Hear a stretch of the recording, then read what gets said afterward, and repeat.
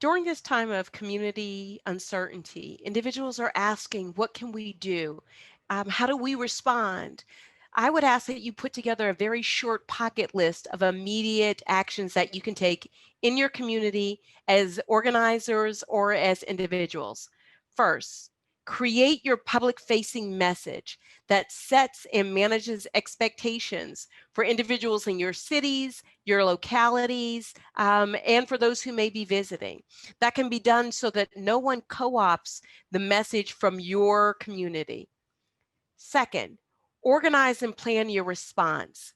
What does that look like to possibly confront those persons who are coming into your community with a different value or vision for the outcome of election results or inaugurations or identity politics?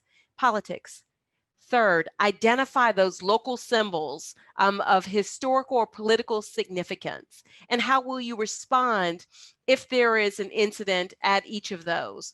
Again, the entire responses are so that you manage your expectations, that you set those expectations and how you will respond. You will forever be remembered by your ability to respond during moments of diversity and conflict. Hopefully, a few of these ideas will help you set a path forward.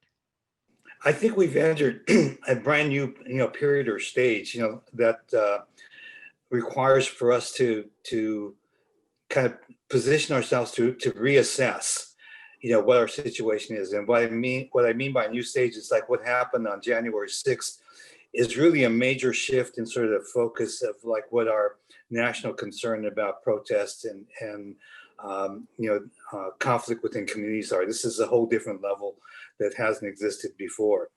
The other is like on January 20th, since we'll have a new administration, the kind of trust relationships or lack of trust relationships will shift from what we existed in the previous administration to this one. So I think I wanted to emphasize that right now is a period of major transition that it makes sense to kind of take stock of what this new environment will be like for us. And based on what we're saying there, because I think some of the things that may transmit or transpire is that the militia groups, like for example, have already seem to be messaging that they're calling off the Million Militia March, related to the inauguration, and that they are moving to different platforms, that they are moving to kind of smaller cells, and there may be more disruption, the more traditional terrorism. But we'll have to wait and see how that plays out.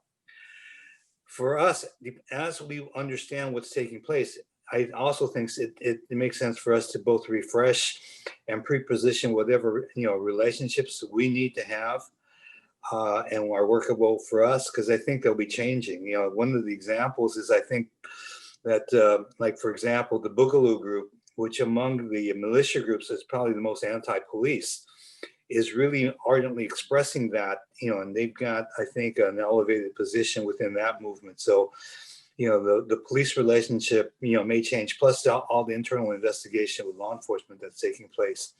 So the short of it is, this is a period of great change. And I think it just makes sense for us to kind of pay attention to that and focus on assessing where we are. And transition to Tommy. Thank you, Ron. And good morning. I'm Tom Battles, and I'm coordinating the Bridge Initiative with the Divided Communities Project. And as we transition from January 6th and look at the weekend of the inauguration, we wanted to try to give you just some helpful hints, helpful tools as you go into the week of the inauguration. It's important that, as Ron said, you continue to assess what's going on in your community as community leaders. Continue to assess your community and your situation. Stay alert as you are in your community. As a leader, it's important that you, one, secure your family, first of all, in your community. Secure your family first. Secondly, it's important that you maintain open lines of communication with first responders and law enforcement. Know your law enforcement leadership in your community. That's vitally important. It's also important And keep in mind that this is also Martin Luther King week as well. There are a lot of activities because of COVID. Many of those activities will be virtual. But if there are activities that might call on you to come out and to be visible, make sure that your first responders are aware of your presence and your activities. Also, make sure your first responder leadership knows of activities you were involved in that generated tension in your community related to you. Also, it's important that you interact with your house of worship leadership. This is an important time where houses of worship become vulnerable for hate groups. At this season in time, houses of worship become vulnerable to attacks, graffiti, and also vulnerability to attacks by hate groups. So make sure that they are secure, make sure there are assessments of houses of worship and their vulnerability at this time. And finally, as I mentioned to you about securing your families, suspicious packages become very, very easy for hate groups to scare. So make sure that when you get packaging at your house, you take a look at it. If it looks suspicious, you check it out. Make sure you have your family. Don't open packages that look suspicious. You make sure that if it's something that you're not familiar with, don't open it. You make sure that the mail people, if you're not familiar with the packages, you make sure that the mail people delivered it and then just something been sitting on your doorstep for days and days. Remember, packages come late in the evening time.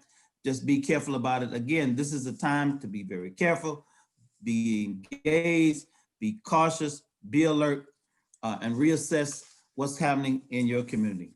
Thank you very much, and we look forward to sharing with you in other times as we move down the road in this new season of leadership.